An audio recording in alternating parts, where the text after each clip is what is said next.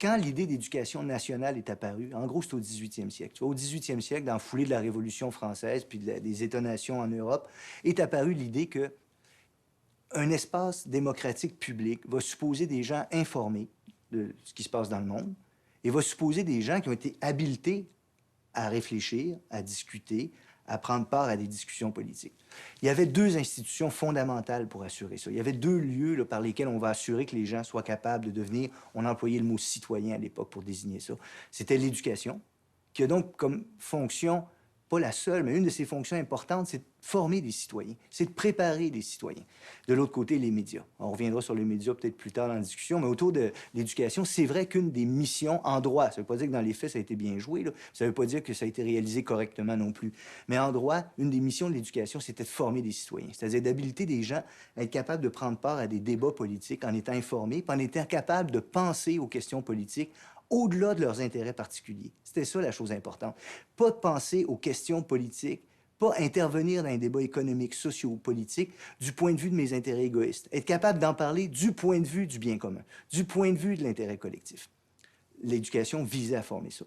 Or, dans les transformations liées à ce qu'on appelle faussement, selon moi, le néolibéralisme depuis une trentaine d'années, on a vu que les institutions dominantes se sont rendues compte que c'était un enjeu important de l'éducation, qu'il était important de se l'approprier. Alors, on peut se demander si, est-ce que c'est vrai ce que je suis en train de dire? Est-ce qu'ils pénètrent le monde de l'éducation? Alors, je pense que quiconque regarde le dossier se rend compte que c'est vrai. Du primaire jusqu'à l'université, ça varie selon les pays. C'est pas la même chose aux États-Unis, au Canada anglais, au Québec ou en France. Ça dépend de l'histoire de chacun des systèmes, ça dépend comment il s'est développé. Mais on voit une pénétration massive des corporations, des entreprises, du monde de l'industrie privée dans le système d'éducation. Pourquoi ils font ça?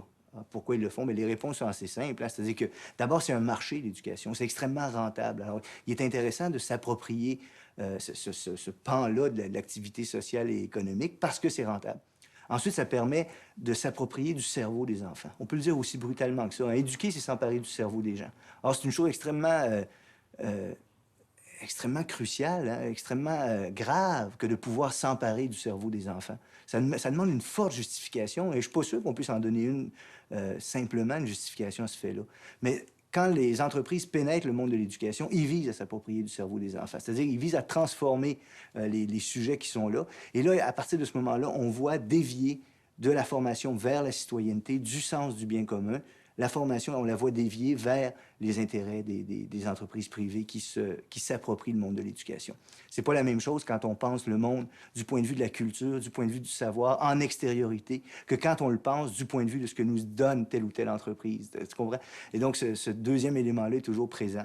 Donc, appropriation de marché, appropriation du cerveau des enfants, et ensuite préparation de la main-d'œuvre. C'est-à-dire que l'éducation va aussi de plus en plus, dans la perspective que je suis en train de décrire, perdre ces autres fonctions de préparation à la vie civique, d'ouverture vers le monde, de pur plaisir de compréhension puis de connaissance désintéressée pour s'orienter vers l'asservissement au marché, c'est-à-dire la préparation de l'ensemble des sujets qui sont éduqués pour des fonctions économiques. L'éducation deviendra le prélude à la vie marchande, le prélude à l'emploi. Ça aussi, c'est extrêmement troublant. Puis on a vu ça depuis une vingtaine d'années, effectivement, oui, des transformations semblables, avec des résistances, hein, c'est important de le dire. De la même manière que ce phénomène-là se produit, en même temps se produisent des résistances, et c'est tant mieux.